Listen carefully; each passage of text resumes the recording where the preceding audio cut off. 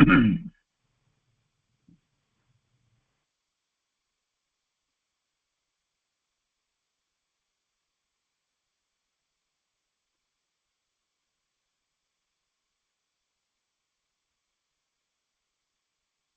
लोये सौहरिहन्ताणम् नमो लोये सौहृदानम् नमो लोये सौभागिर्यानम् नमो लोये सौज्यायानम् नमो लोये सौत्रिकालवती सावनम् ओंकारमिन्दु संयुक्त नित्यम् जयन्ति योगिनः कामदम् औषधम् चैव ओंकाराय नमो नमः मङ्गलम् भगवान् मङ्गलम् गौतमोऽग्नि मङ्गलम् कुन्कुन्दार्यो विजेन्द्रमोसुमङ्गलम् नमः समरिसाराय स्वानुभूत्या चकास्ते स्वभावाय भवाय सर्वाः विभाव निदाताय।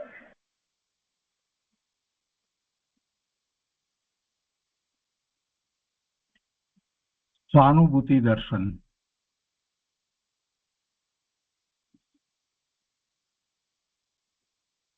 પૂજ્ય બેન શ્રી ચંપાબેન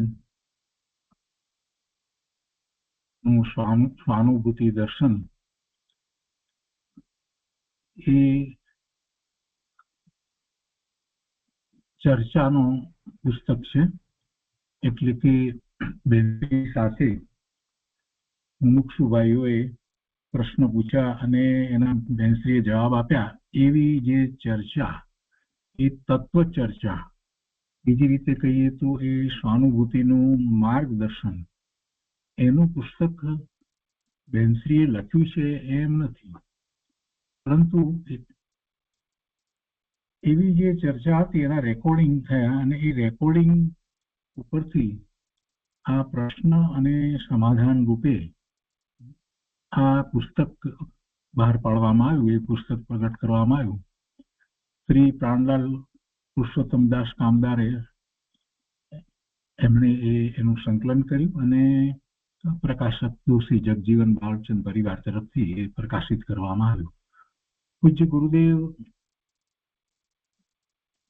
ની વિદાય પછીથી એવો એક સમય હતો ત્યારે એવા માર્ગદર્શનની ખૂબ જરૂર હતી અને પૂજ્ય ગુરુદેવની ઉપસ્થિતિમાં પણ મુમુક્ષુઓ બપોરના સમયની અંદર ભાઈઓ પણ બેનશ્રી પાસે જઈ પ્રશ્ન પૂછીને સમાધાનો પ્રાપ્ત કરતા.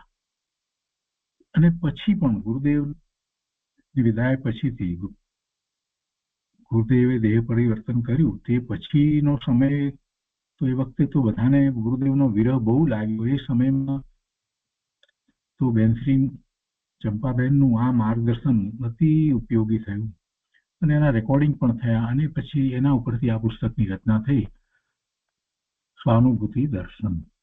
તો આજે એનો સ્વાધ્યાય આપણે શરૂ કરીએ છીએ. આપણે બધા બેનશ્રીને જાણીએ છીએ, પરિચય તો આપણને બધાને છે.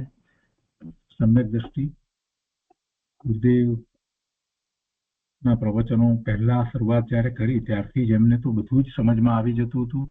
એમના ભાઈ હિંમતભાઈ અને બેનશ્રી ચંપાબેન જ્યારે ગુરુદેવ હજી સંપ્રદાયમાં હતા એ વખતે પણ જે પ્રવચન આપતા હતા ત્યારે પણ ગુરુદેવ તો આધ્યાત્મિક પ્રવચન આપતા હતા અને જે વાત કહેતા હતા એ બેનશ્રીને તો બહુ સમજાઈ જતી હતી. હિંમતભાઈ સાથે ઘરે આવીને ચર્ચા કરતા તો હિંમતભાઈ કરતા પોતે નાના અને હિંમતભાઈ એમને પૂછતા કે એ વખતે એમને ગુરુદેવને કાનજી સ્વામી કહેતા હતા, કાનજી સ્વામીની આ વાત તને બેન સમજાઈ? તો ચંપાબેન હંમેશા કહેતા કે હા ભાઈ એ તો સમજાયું જ. કેમ કે ચંપાબેન એ પૂર્વથી એ બધું લઈને આવ્યા હતા એટલે ગુરુદેવની બધી જ વાત એમને સમજાઈ જતી હતી. એવો ઊંચો જીવ હતો, પૂર્વના આરાધક જીવ કહી શકાય. મહાવિદ્ય ક્ષેત્ર પૂર્વ જન્મમાં મહાવિદ્ય ક્ષેત્ર વિશે હતા. તો એ ચંપાબેનને જે પ્રશ્ન પૂછવામાં આવે આપણે બેનને બેનશ્રી તરીકે જાણીએ છીએ. અને બીજું જે બેનશ્રી બેન એમ જે કહેવાય છે તો બેન એટલે શાંતાબેન, અહીંયા આપણે બેનશ્રી કહીએ છીએ. હવે અત્યારે વર્તમાનમાં તો પૂજ્ય ભગવતી માતા એમ પણ કેટલાક લોકો કહે છે. તો એમણે જે માર્ગદર્શન આપ્યું, અદ્ભુત માર્ગદર્શન આપ્યું અને સાદી ભાષામાં માર્ગદર્શન આપ્યું એ આપણે આજે હવે શરૂ કરીએ છીએ. એમાં કેટલીક મહત્વની વાત છે આપણે પહેલા લઈએ છીએ, પછી પ્રશ્ન જવાબ લઈએ છીએ. પૂજ્ય ગુરુદેવ ને ચંપાબેન માટે ખૂબ માન હતું અને પૂજ્ય ગુરુદેવ તો એમ કહેતા કે બેન તો બહાર આવવા માંગતા જ નથી, એટલે બેન શ્રી ચંપાબેન તો બહાર આવવા માંગતા જ નથી, પણ એમને તો અદ્ભુત જ્ઞાન છે, પોતે ખૂબ શાંત રહે છે અને એ બધી વાત એમના ખૂબ જ વખાણ કરતા ગુરુદેવ એમના એમની વાણીના, એમની સમજના અને એમના શાંત સ્વભાવના બધાના.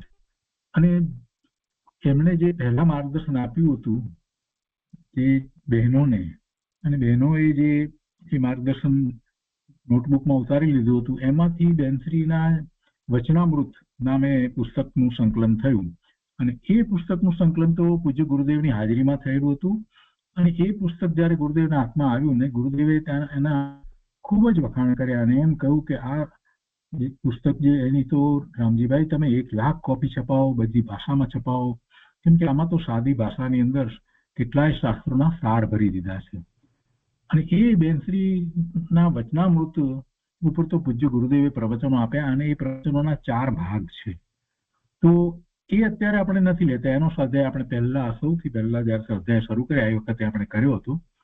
પણ અત્યારે આપણે જે લઈએ છીએ એ સ્વાનુભૂતિ દર્શન, એટલે આ સ્વાનુભૂતિ દર્શન જે પુસ્તક કે પૂજ્ય ગુરુદેવે દેહ પરિવર્તન કર્યું ત્યાર પછીથી એનું સંકલન થયું છે, છપાયું છે અને એમાં સવાલ જવાબ રૂપે છે. બેનશ્રીના વચનામૃતમાં સવાલ જવાબ નથી, બેનશ્રીના વચનામૃત છે. એટલે આમાં પ્રશ્ન અને ઉત્તર એ રીતે આખું પુસ્તક છે. હવે આમાં કેટલીક મહત્વની વાત છે. પૂજ્ય ગુરુદેવે એમ કહ્યું કે પૂજ્ય ગુરુદેવ શ્રી ફરમાવતા હતા કે બહેનનું જેટલું કરો તેટલું ઓછું છે.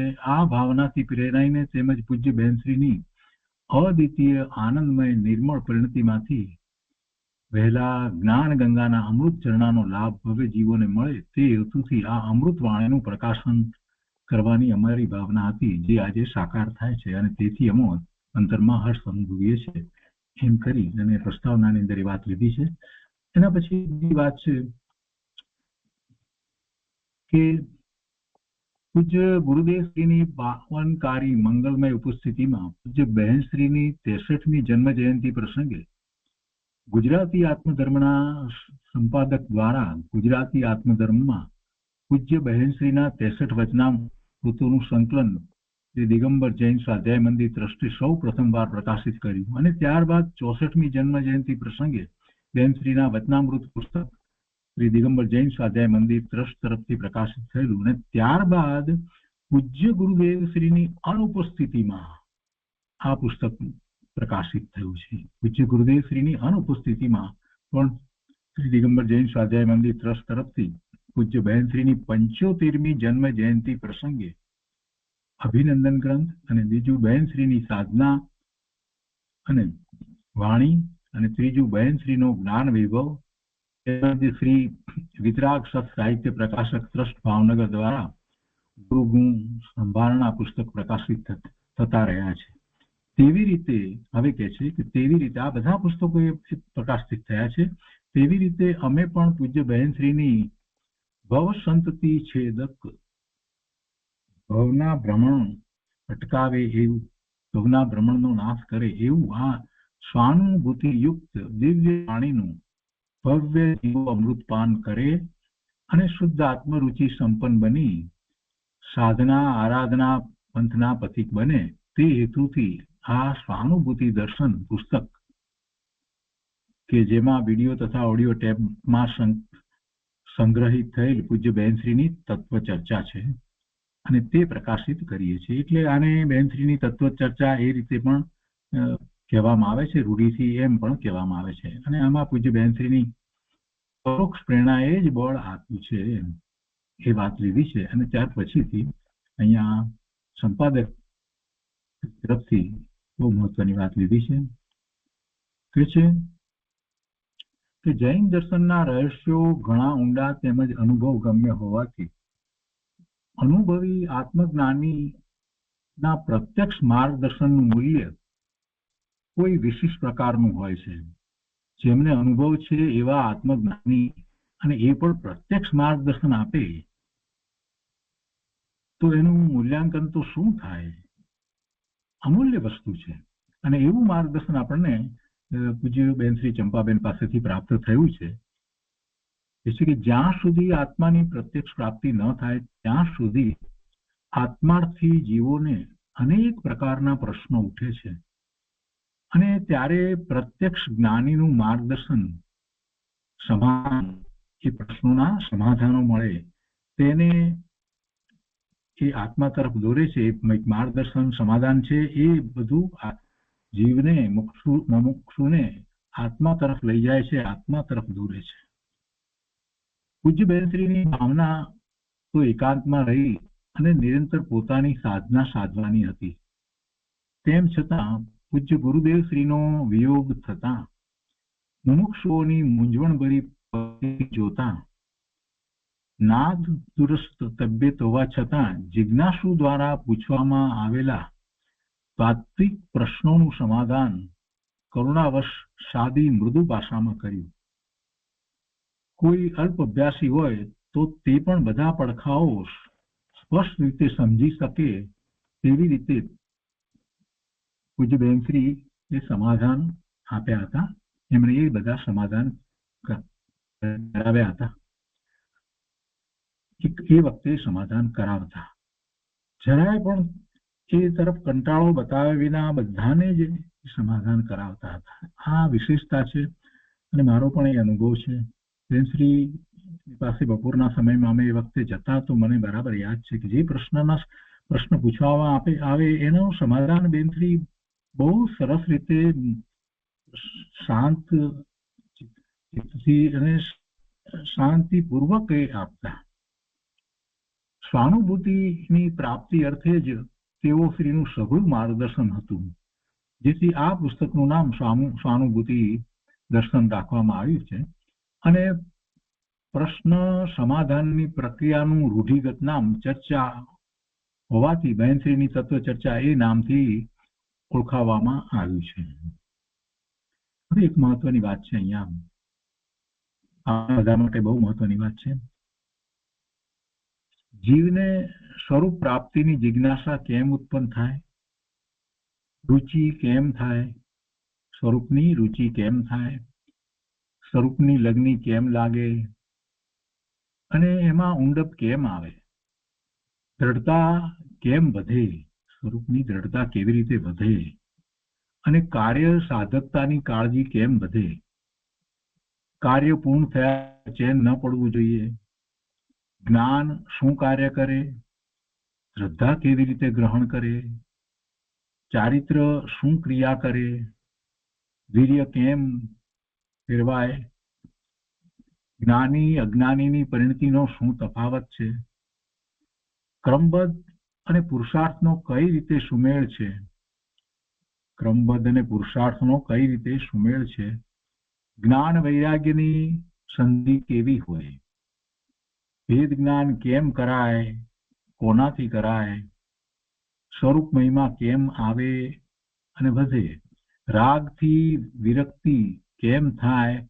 વગેરે વગેરે. તથા સ્વચ્છંદતા ન થાય, પ્રમાદ ન થાય, ખોટી રીતે સંતોષ ન થાય, થોડા કાર્યને ઘણું ન મનાય, ક્ષોભક્ષમ મંદ કસાય કે બાહ્ય ક્રિયામાં કોઈ પ્રકારે અધિકતા ન ભાસે વગેરે અનેક ભાવોને ઘણી સ્પષ્ટ રીતે આ પુસ્તકમાં સમજાવવામાં આવ્યા છે.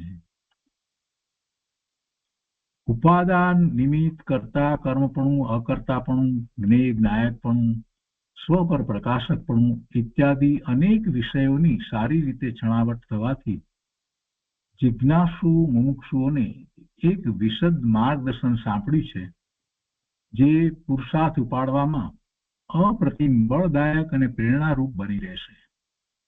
ટૂંકમાં કહીએ તો પૂજ્ય બહેનશ્રી દ્વારા થયેલા આ સમાધાનમાં તેઓ શ્રીનો અનુભવ રસ નીતરે છે અને હું જ્ઞાયક છું એવો સુમધુર નાદ મુમુક્ષુઓને જાગૃત કરે છે. તો હવે આપણે આ પુસ્તકમાં જે બહેનશ્રીએ રચનામૃત જીવાજ સમાધાનો આપ્યા છે, જેવા વેલસીના વચનામૃતની અંદર જે વાત છે એવી જ જાતની અહીંયા સમાધાનોમાં પણ વાત કરી છે, તે આપણે શરૂ કરીએ છીએ. ઓમ પરમાત્મને નમઃ.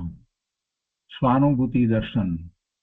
બહેનશ્રીની તત્વ ચર્ચા. બહેનશ્રી એટલે જ બહેનશ્રી ચંપાબેન ની તત્વ ચર્ચા. સૌથી પહેલો પ્રશ્ન છે કે પૂજ્ય ગુરુદેવના વચનામૃતમાં ઓમ સહજ ચિદાનંદ આવે છે તો તેમાં શું કહેવું છે? જો પૂજ્ય ગુરુદેવ શ્રીના વચનામૃતનો સ્વાધ્યાય આપણે બહુ સારી રીતે કર્યો છે અને ત્યાર પછીથી પણ આપણે બધાને એ જ પ્રેરણા આપીએ છીએ કે ગુરુદેવના વચનામૃતનો સ્વાધ્યાય તો નિયમિત કરવો જ. અને એમાં ખાસ કરીને આપણે જે કહીએ છીએ તો એમાં આઠમ ચૌદસના દિવસના જે સ્વાધ્યાયની જે વાત છે એમાં ગુરુદેવશ્રીના વચનામૃતના સ્વાધ્યાયની વાત છે, એ કરવાની વાત છે. એટલે એ પછીથી આપણે એ લખવાનું હોય છે. તો એમાં ગુરુદેવશ્રીના વચનામૃતના પુસ્તકની અંદર જે શરૂઆતમાં જે વચનામૃત છે તે આ છે.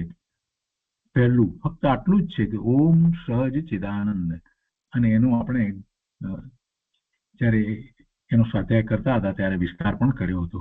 અહીંયા પ્રશ્ન કરનારે એમ પ્રશ્ન કર્યો કે પૂજ્ય ગુરુદેવના વચનામૃતમાં ઓમ ઓમ સહજ ચિદાનંદ આવે છે તો તેમાં શું કહેવું છે? આપણે એ વખતે એનો વિચાર કર્યો છે. અહીંયા બેનશ્રી જે સમાધાન આપ્યું છે, જે ઉત્તર આપ્યો છે એ આપણે દઈએ છીએ. સમાધાન: ઓમ એ ભગવાનની વાણી છે. ઓમકાર ધ્વનિ દ્વારા સર્વજ્ઞ પરમાત્મા જ્ઞાનના ધોધ વહેવડાવી રહ્યા છે. એ જીવો સદભાગી છે, એમનું એવું ઉત્કૃષ્ટ પુણ્ય છે કે સાક્ષાત જીનેશ્વર ભગવાનની ઓમકાર ધ્વનિને સાંભળે છે, ગ્રહણ કરે છે. અને એ ગ્રહણ કરે છે તો પોતપોતાના ક્ષયોક્ષમ પ્રમાણે બધા એમાંથી કેટલાય પ્રશ્નોના સમાધાન પ્રાપ્ત કરે છે. સમ્યક દર્શન નથી, એ સમ્યક દર્શન પ્રગટ કરે છે. જેને સમ્યક દર્શન થયું છે એવા જીવો ચારિત્રનો પુરુષાર્થ ઉપાડે છે, અને જેને ચારિત્રના પુરુષાર્થમાં સાતમા ગુણસ્થાનની દશા આવી છે એ જીવો શ્રેણી ચડી જાય છે. ભગવાનની એવી દિવ્ય ધ્વનિ છે, એ ઓમકાર ધ્વનિ છે. ઓમ એ ભગવાનની વાણી છે. ઓમ ધ્વનિ નિરક્ષરી હોય છે, અથવા તો કોઈ અપેક્ષા એને એકાક્ષરી પણ કહેવામાં આવે છે. જીનવાણીનો ગુરુદેવને બહુ પ્રેમ હતો, એટલે તેમને ઓમ સહજ ચિદાનંદ એમ આવતું. ગુરુદેવને જીનવાણીનો બહુ પ્રેમ હતો. જીનવાણી માટેની તો વાત ગુરુદેવના અંતરમાં કેવી હતી, હૃદયમાં જીનવાણી તો એવી કોતરાઈ ગઈ હતી કે એવી રીતે કે સિવાય બીજું કાંઈ એમાંથી નીકળતું જ ન હતું. જ્યારે જુઓ ત્યારે ગુરુદેવને તો જે કઈ વાત હોય એ જીનવાણીમાંથી જ આવેલી વાત હોય, એ સિવાય બીજી વાત જ એમની પાસે તો હતી નહીં. સામાન્ય ચાલવા જતા હોય ત્યારે પણ, સામાન્ય આહાર લેવા માટે પોતાની રૂમમાંથી નીકળીને જતા હોય ત્યારે પણ એમની સાથે જે હોય એની સાથે ગુરુદેવ હંમેશા કંઈક ને કંઈક જીનવાણીની વાત કરતા. એટલે જીનવાણી અને ગુરુદેવ એ બે તો જાણે કે એક જ હોય એવું આપણને લાગે, એટલું બધું ગુરુદેવને હતું. અને એ વાત અહીંયા બેનશ્રી આ રીતે લખી છે કે જીનવાણીનો ગુરુદેવને બહુ પ્રેમ હતો, એટલે તેમને ઓમકાર સહજ ચિદાનંદ એમ આવતું. ઓમકાર સહજ ચિદાનંદ, સહજ ચિદાનંદ જ્ઞાન આનંદ, સહજ ચિત્ત સ્વરૂપ આનંદ સ્વરૂપ આત્મા છે. સહજ જ્ઞાન સ્વરૂપ આનંદ સ્વરૂપ ભગવાન આત્મા છે, અને એ જ એમને સતત ગુરુદેવને અંતરમાં રહ્યા કરતું હતું. સહજ ચિદાનંદ એવા આત્માને તું ઓળખ. તે શેનાથી ઓળખાય? આ ઓમથી ઓળખાય છે, ઓમકાર ધ્વનિથી ઓળખાય છે. ઓમકાર ધ્વનિથી એ ખ્યાલમાં આવે છે. આ ઓમકાર ધ્વનિમાંથી જ આ 12 અંગ અને 14 પૂર્વની રચના ગણધર ભગવાને કરી છે, અને એમાંથી શાસ્ત્રોની રચના થઈ છે. એટલે એ આપણે જે કંઈ પ્રાપ્ત કરીએ છીએ એ ઓમકાર ધ્વનિમાંથી જ પ્રાપ્ત કરીએ છીએ. ભગવાનની વાણીથી આત્મા ઓળખાય છે, બીજી કોઈ રીત નથી. સમ્યક્તોથી માંડીને કેવળ જ્ઞાન સુધીનો આખો પુરુષાર્થ જે છે એનો આધાર જીનવાણી છે. કેમ જીનવાણી છે? કેમ કે જીનવાણી જીનેશ્વર ભગવાને સર્વજ્ઞતા પ્રગટ કર્યા પછીથી એ ઓમકાર ધ્વનિ રૂપે બહાર આવી છે. છદ્મસ્ત અવસ્થાની અંદર તીર્થંકર ભગવાને કાંઈ પ્રવચન આપ્યા નથી, વ્યાખ્યાન કર્યા નથી, ઉપદેશ આપ્યો નથી. કેમ કે તીર્થંકર ભગવાને તીર્થંકર નામ ગોત્ર એવું કર્મ જયારે બાંધ્યું હતું ત્યારે એ આગલા ભાવમાં એમને એટલો બધો એવો કરુણાનો ભાવ હતો કે બધા જીવો પૂર્ણ દશાને પામે. બધા જીવો પૂર્ણ દશાને પામે તો પોતે જયારે પૂર્ણ દશાને પ્રાપ્ત કરી હોય ત્યારે જ એનો ઉપદેશ આવી શકે ને. એટલે એ ન્યાય છે, એમાં એ ન્યાય છે. એટલે જયારે એ દીક્ષા ગ્રહણ કરે છે અને પછી ચાલી નીકળે છે, તરત જ આત્મગુણ સ્થાન પ્રગટ કરે છે ધ્યાનમાં, અને ત્યાર પછીથી જે છદ્મસ્ત અવસ્થા છે જ્યાં સુધી કેવળ જ્ઞાન નથી થયું એ સમયમાં તીર્થંકર ભગવાનનો જીવ ઉપદેશ નથી આપતો. એ પરમાત્મા છે અને એમના દ્વારા જે ઉપદેશ આવવાનો છે એ તો એમને કેવળ જ્ઞાન થાય છે તે પછીથી ઉપદેશ આવે છે. હવે કેવળ જ્ઞાન થયા પછી તો પ્રભુ તો પોતાના સ્વરૂપમાં સ્થિર થઈ ગયા. હવે પોતાના સ્વરૂપમાં સ્થિર થયા પછીથી એમને તો કોઈ વિકલ્પ ઉઠતો નથી કે ઉપદેશ આપે સામેના જીવને, કોઈ વાત રહેતી નથી. તો પછી કેમ થાય? પૂર્વે જે ભાવ કર્યા હતા, જેવી ભાવના ભાવી હતી બધા જીવો પૂર્ણ દશાને પ્રાપ્ત કરે, તો એ માટેનો ઉપદેશ હવે કેવી રીતે આવે? તો એમના શરીરમાંથી એ પોતે સર્વજ્ઞ થયા છે, કેવળ જ્ઞાન પ્રગટ કર્યું છે, તે પછીથી એમના શરીરમાંથી, આખા શરીરમાંથી ઓમ ધ્વનિ છૂટે છે. અને એ સર્વજ્ઞ થયા પછીથી ઓમ ધ્વનિ છૂટે છે. એટલે એ ઓમ ધ્વનિ દ્વારા જે જ્ઞાન પ્રકાશ થઈ રહ્યો છે એ એવો પૂર્ણ જ્ઞાન પ્રકાશ થઈ રહ્યો છે. સર્વજ્ઞતા એમાં નિમિત્ત કારણ છે. ધ્વનિ તો ધ્વનિ છે, આપણે જાણીએ છીએ. ધ્વનિ જે છે એ તો ધ્વનિ છે. આપણે પૂતગલ ભાષા વર્ગણાના પરમાણુની પર્યાય એમ કહી છે, ભાષા વર્ગણાની પર્યાય છે.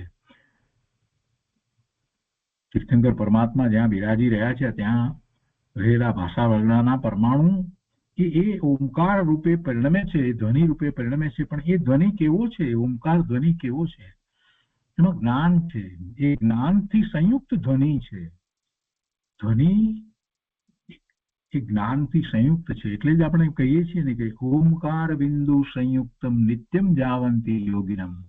એ જ્ઞાનથી ભરપૂર છે. ધ્વનિની સાથે જ્ઞાન ભરી રહ્યું છે. અને એવા ઓમકાર ધ્વનિને આપણે ગ્રહણ કરીએ છીએ. જો ધ્યાનની અંદર આપણે ઓમકારનું રટણ કરીએ છીએ એમ નથી, આપણે ઓમકારને ગ્રહણ કરીએ છીએ. અને એમ ઓમકાર એટલે ઓમ લખેલો એમ નહીં, સંજ્ઞાની વાત નથી. ઓમ ધ્વનિને ગ્રહણ કરીએ છીએ, એક પછી એક ધ્વનિને ગ્રહણ કરીએ છીએ. એમાં જે ધ્વનિ જે છે, ધ્વનિ પાર્ટ, જેને શક્તિ કહીએ, એનર્જી કહીએ, એ ધ્વનિ જે વેવ્સ છે એ તો જે આ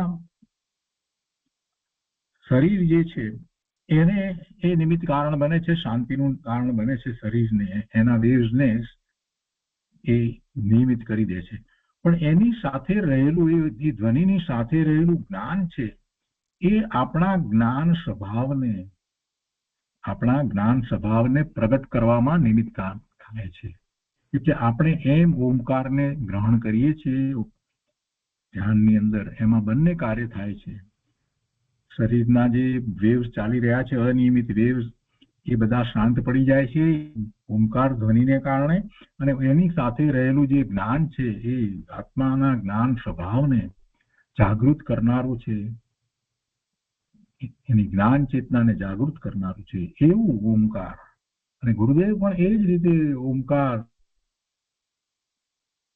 સહિત ધ્યાન કરતા હતા, અને એ વાત આપણે પણ જાણીએ છીએ. એટલે ગુરુદેવને તો ઓમ સહજ હતો. અહીંયા કહે છે બેનશ્રી કે ગુરુદેવને ઓમ સહજ ચિદાનંદ એમ આવતું. સહજ ચિદ સ્વરૂપ, આનંદ સ્વરૂપ આત્મા છે. સહજ ચિદાનંદ એવા આત્માને તું ઓળખ. તે શેનાથી ઓળખાય? તો કે આ ઓમકારથી ઓળખાય છે. ભગવાનની વાણીથી આત્મા ઓળખાય છે. અને ગુરુદેવને ઓમનો ભાસ પણ થયો હતો. એવો ઓમનો ભાસ થયો હતો એટલે એમને એ દ્વારા જ્ઞાન પ્રકાશ એવો થયો હતો. મુમુક્ષુ પ્રશ્ન કર્યો કે સહજ ચિદાનંદ આત્મા ઓમકાર ધ્વનિ દ્વારા ઓળખાય છે? મુમુક્ષુને હજી ઓમકાર ની વાત પૂરી ખબર નથી, એટલે સામો પ્રશ્ન કર્યો કે સહજ ચિદાનંદ આત્મા અને પેલો ઓમકાર ધ્વનિ તો એ ધ્વનિ દ્વારા ઓળખાય, આત્મા ઓળખાય. એમ સહજ ચિદાનંદ આત્મા એ ઓમકાર ધ્વનિ દ્વારા ઓળખાય છે. ત્યારે બેનશ્રી આ રીતે વાત કરી ત્યારે ભગવાનની વાણીથી આત્મા ઓળખાય છે એમ કહ્યું તો બેનશ્રી એને વિસ્તૃત જવાબ આપ્યો. કહે છે કે આત્મા સહજ ચિદાનંદ છે તે ઓમકાર ધ્વનિ દ્વારા ઓળખાય છે. ઓમકાર ધ્વનિ દ્વારા ઓળખાય છે એટલે કે ઓમકાર જે જ્ઞાન જે છે એના દ્વારા ઓળખાય છે. ભગવાન આત્મા સહજ ચિદાનંદ છે, પોતે જ જ્ઞાન આનંદ સ્વરૂપ છે. તેને ભગવાનની વાણી ઓળખાવે છે, બીજું કોણ ઓળખાવે? મારા આત્માની ઓળખાણ મને કોણ કરાવે? કોણ કરાવે? ભગવાનની વાણી જ કરાવે. એ સિવાય બીજું કોઈ નિમિત્ત હોય જ નહીં. ભલે હું ઓળખાણ મારાથી હું જાતે કરું, પણ એવી ઓળખાણ થવામાં એક જ નિમિત્ત છે, ભગવાનની વાણી. પછી એ ભગવાનની વાણી કોઈ પણ રીતે હોય, શાસ્ત્ર દ્વારા હોય, ગુરુ દ્વારા હોય કે સાક્ષાત ભગવાન દ્વારા હોય, પણ એ ભગવાનની વાણી ઓળખાવે છે. અને એવો ઉપાદાન નિમિત્તનો સંબંધ છે. ઉપાદાન કારણ પોતાનું છે, કેમ કે પોતે ભગવાન આત્મા પોતાના આત્માને ઓળખે છે એટલે કે અનુભવે છે, તો એ પોતાનું ઉપાદાન કારણ છે. અને એમાં નિમિત્ત તરીકે ભગવાનની વાણી છે, એટલે એ ઉપાદાન નિમિત્તનો સંબંધ છે. ઉપાદાન પણ એ વખતે એવું જ છે, અને ઉપાદાનની એ યોગ્યતા છે, એનું સામર્થ્ય છે, એટલે એ ઓળખે છે. ઓમને ઓળખે તે આત્માને ઓળખે. ઓમને સાચા અર્થમાં ઓળખે એની એવી શ્રદ્ધા થાય કે આ તો ભગવાનની વાણી છે, એને હું ગ્રહણ કરું. અને આપણે તો ઓમકાર વિશે ધર્મ ધ્યાન આરાધનાની અંદર ઘણા સ્વાધ્યાય કર્યા છે કે ઓમકારના સ્વરૂપને સમજવા માટે કેટલી જુદી જુદી રીતે આપણે કેટલા બધો વિચાર કર્યો છે. ઓમને ઓળખે તે આત્માને ઓળખે. ઓમકાર દ્વારા બધું ઓળખાય છે, બધું ઓળખાય. કેમ કે સર્વજ્ઞ પરમાત્મા જયારે સર્વજ્ઞ થયા તે પછીથી એ ધ્વનિ છૂટી છે. અનાદિકાળથી જીવ પરિભ્રમણ કરે છે, તેમાં ભગવાન સાક્ષાત મળે, ભગવાનની વાણી મળે અથવા ગુરુની વાણી મળે ત્યારે આત્માને ઓળખે. અને આ બધામાં શું છે? છેવટે તો જીવવાણી જ છે ને. આવો ઉપાદાન નિમિત્તનો સંબંધ છે, અર્થાત એવો વાણી સાથે નિમિત્ત નૈમિતિક સંબંધ છે.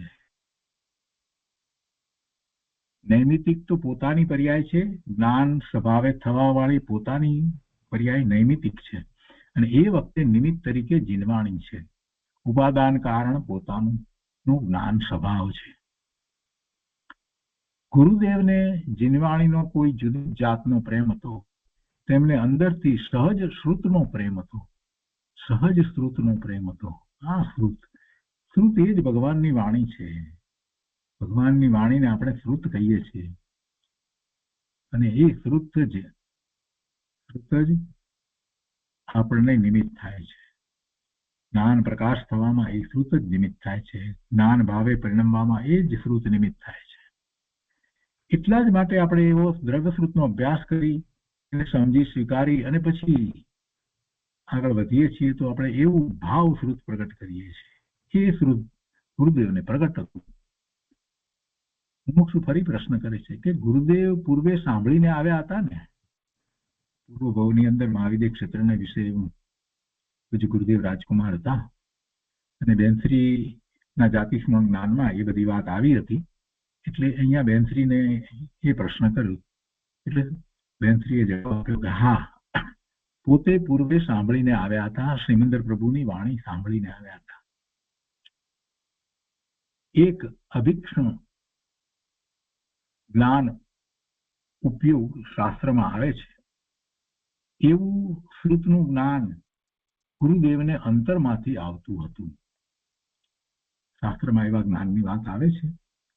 અભિક્ષણ જ્ઞાન ઉપયોગ પણ જે જુદી જુદી રીતે હોય છે ઉપયોગના, એમાં એવો ઉપયોગ અભિક્ષણ જ્ઞાન ઉપયોગ ની વાત શાસ્ત્રમાં આવે છે. તો એવું શ્રુતનું જ્ઞાન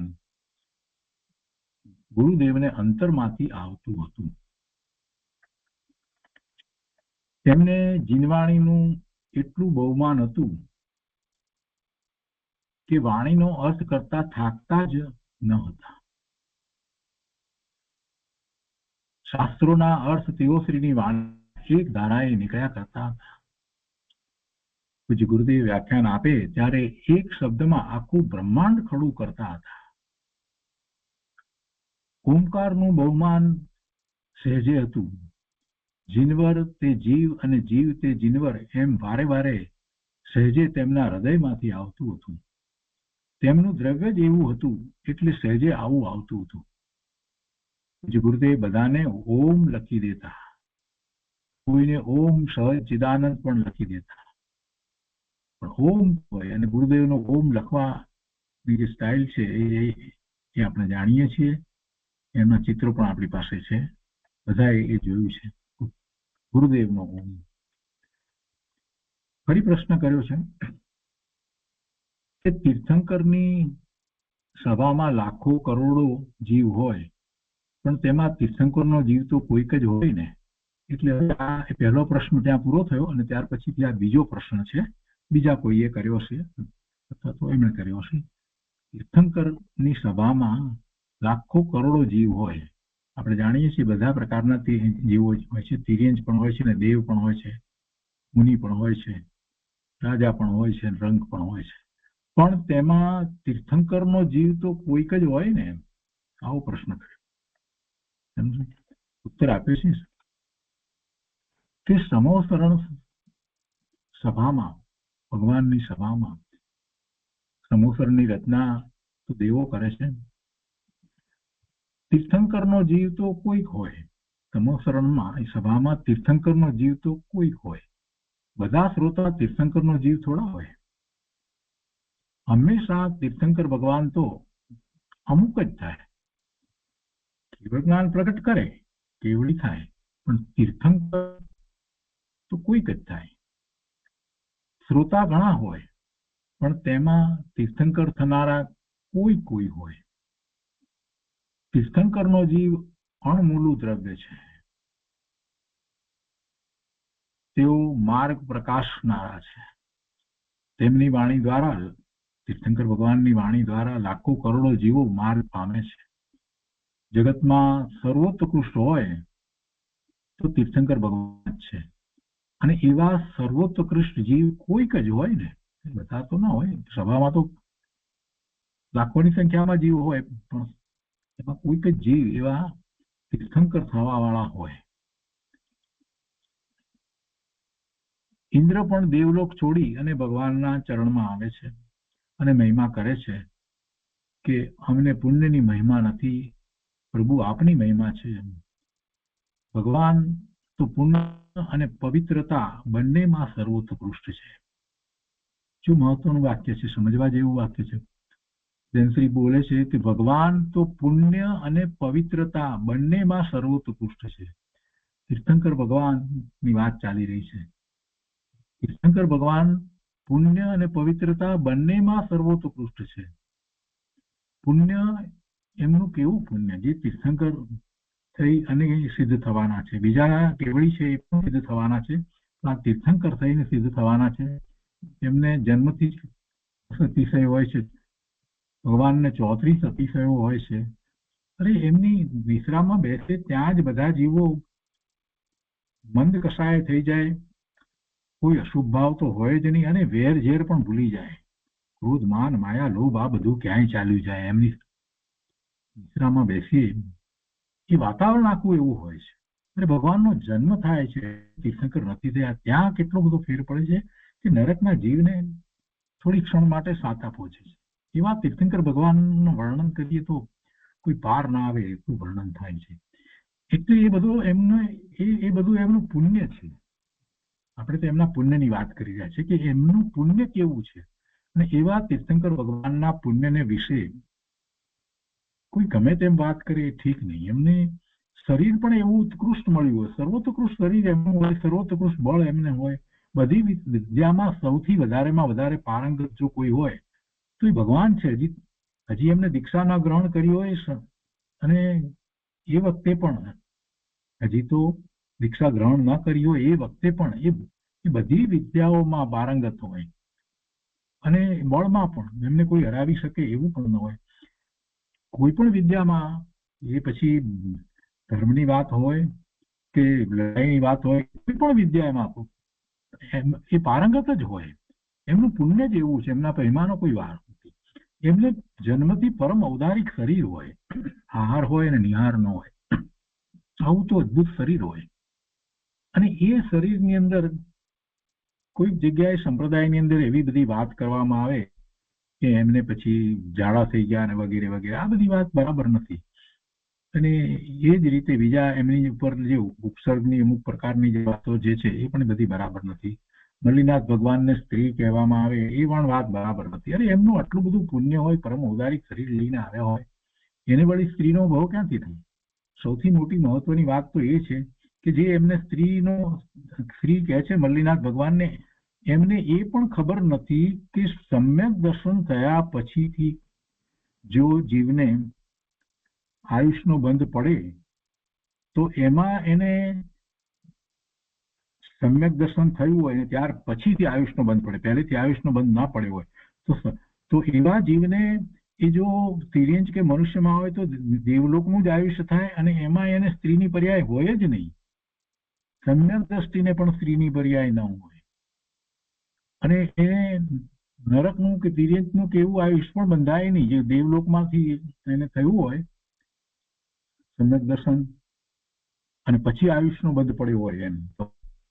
એટલે આખી વાતને જરાક સમજે તો આ તો બહુ સામાન્ય સમ્યક દ્રષ્ટિને માટે પણ એમ નથી હોતું. તો પછી મલ્લીનાથ ભગવાન તીર્થંકર નામ ગોત્ર બાંધ્યું એ પૂર્વે એવા સાહિક સમ્યક દ્રષ્ટિઓ હતા ને પછી જયારે હોય ત્યારે પછી એમને વળી દેવલોકમાંથી આવ્યા એમને સ્ત્રીનું શરીર મળે?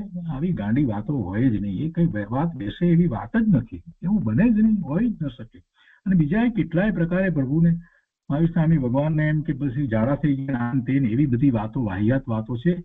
અરે એમનું પુણ્ય કેવું હોય? આપણે તો પુણ્યની વાત કરી રહ્યા છીએ. જો બેનશ્રી પણ એ જ વાત લીધી છે કે ભગવાન તો પુણ્ય અને પવિત્રતા બંનેમાં સર્વોત્કૃષ્ટ છે. પુણ્ય અને પવિત્રતા બંનેમાં સર્વોત્કૃષ્ટ છે. શંકર ભગવાનની વાત ચાલે છે. એમની પવિત્રતા પણ કેવી હોય? શરીરમાંથી સુગંધ આવતી હોય. એટલે એમના વિશે કાંઈ બીજો નિમ્ન વિચાર કરવો જ નહીં. ભગવાનની વિશે, ભગવાનના શરીર વિશે, ભગવાનના પ્રવર્તન વિશે હજી તીર્થંકર નથી થયા એ પહેલાની હું વાત કરું છું, ત્યારે પણ એમાંનું કાંઈ ન હોય. બીજું કાંઈ અજુગતું કાંઈ હોય જ નહીં. પ્રભુને વિશે